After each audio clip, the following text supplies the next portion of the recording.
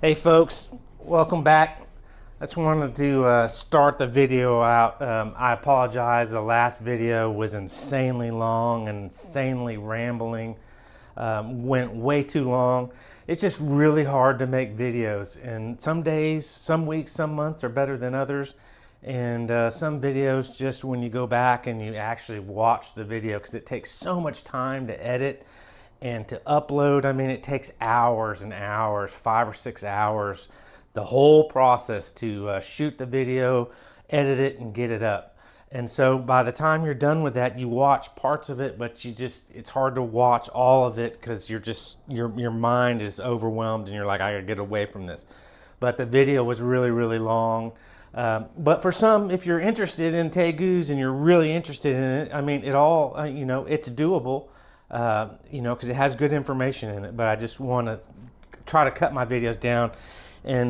But I came home. I took my 3-day trip, and it was a good trip. But the flight home was just terrible. The company that books these for me books them so last minute, and by the time they book them, there's not as many flights available, and so they have to get me with a layover and 2 flights, and 90% of those just go horribly wrong because there's always some bad weather somewhere in the country, and that affects the whole United States airline industry is based off weather in different parts of the U.S. because it's all affecting the planes flying. So my 2.5, 3-hour flight turned into a 17-hour experience at the airport. Canceled flights, no helping me get another flight, sitting in a restaurant there for 4 hours, and sitting in a plane on the tarmac for an hour, or circling the airport for an extra 45 minutes. It was just brutal, and it was seriously hard on my Tegus being gone 3 days because I get this white crap right there on my mouth, and it looks terrible for video. It just happens, and it sucks. But the Tegus really suffered, and me not being here, because every day I tend to them and I wipe their little heinies and I put them in the bathtub. I'm always checking on them. And so they're in here doing something mischievous or somewhere else in the house, I immediately pick them up and tell them no and take them to another room. And so it's so hands-on. And that's in the last video I touched on that Tegu experience is not for everyone. It's really not. It's 100 people want Tegus, maybe 5 deserve to have their Tegus. And it gets worse and more difficult as they grow up. My Tegus just came out of brumation maybe a month ago, and trying to move up to the camera. Lighting in here is not that great, but that's okay. And they really transitioned from like children, a small child, an adolescent child, and then you got your teenage children, and then you have more adult, in their 20s and 30s, and then you got a really mature adult. These Tegus really transitioned after brumation, and they become a lot more able to go places and tear things up and do negative things. I came home and I actually had to separate Mac and Sassy because Mac is just going after Sassy, and I mean, going after her brutally is in trying to mate with her and biting on her, not to hurt her or injure her, but to sexually court her and grab her and hold on to her. And I don't want any part of that. And Sassy is so beautiful after her shed, and I don't want her all butchered up, and I don't want babies. I've mentioned that in the video. But so I just had Mac in here, and Mac literally, I came home and it's like, I mean, it's terrible. Mac had rooted up all this carpet. Let me detach the camera. I really had to come in. He poo-pooed some in the water. That's understandable, but it was, I had to feed him before I left. And over here, he had partially gone half on the carpet and half on the plastic, just to mess with my brain and piss me off and make me do work when I came home. But I've cleaned the water.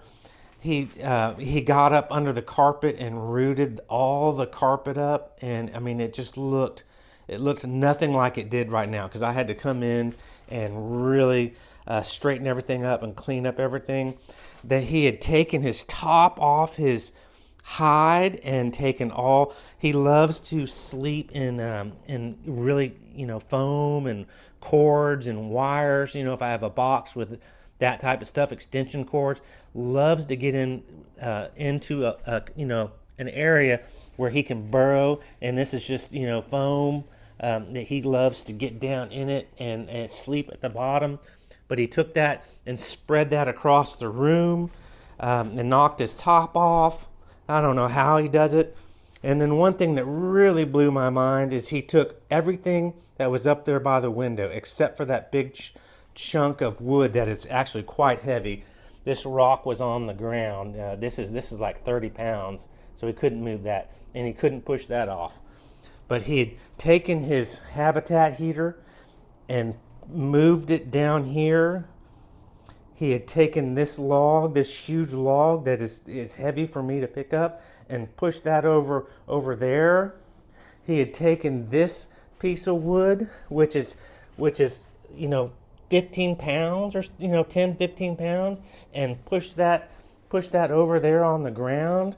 He had taken this wood and moved this over here.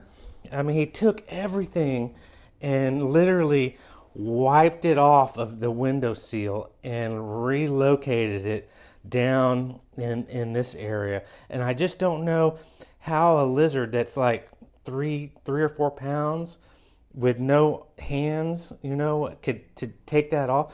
This rock, which I struggled to pick up, he had knocked that down onto the floor. And I just came in, I was like, what are you doing?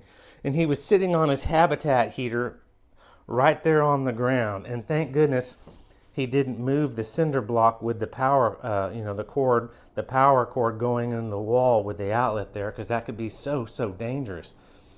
But I'm just really, stretched thin, because I got Sassy. Sassy is my female Tegu. And I put her in the other room with the large pen that I built. And we're going to go in there next. And she decided she did not want to be in there. And immediately she jumped out and was in the room for 3 days. And it gets down to, 60-ish at night. And she was just wandering around the room. I put water out just in case she wanted to get out. And I knew she probably would. I didn't know it would be immediately after I left. And she would wake up and she'd be like, I'm escaping. I don't want to be in here. I just want to be in the room. But she dug up a carpet area and dug all around on the corners. We're trying to either get out or get under the carpet, and kind of tore that up. It's not bad, but it's not good. I got to just make some changes. I'm thinking about transitioning Mac when I have to leave. I have to work. I have to make money to support all this and support myself and feed myself and keep power on. That I moved Mac out to the garage, and I've done that before, but it was warmer outside. And a double-edged sword, because I can't do it in the middle of summer because it gets 105 here, and so we get 140, 150 maybe in the garage, and that wouldn't be good for Mac. That would hurt him. And when I'm 3 days away, 4 days away, and I can't, there's nothing I can do. I don't have any friends that can come over and take him out and move him or help him if he was in a bad situation. I'm stuck. I mean, I just have what I have. I mean, this is what I have to do. So here's the big pin that I have. I'm going to have to put a top on this. I'm going to go to this Home Depot today, and I thought about what I'm going to do and put a top on it, because the Tegus just, they don't like it in there, and they're going to spend 8 hours trying to get out. And, they have the power, with 8 hours of trying and thinking how to get out of there, they can just manage to get their claws up on the edge and climb out of there.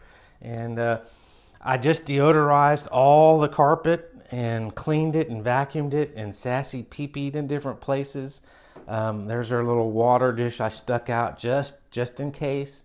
And it's funny because she wants to get into stuff to sleep too. And so I had this little older igloo cooler, and it's got all the last shed of Mac and Sassy in there. And Sassy loves to get in, sleep in her old skin. I need to just throw this away, but that's a lot of shed.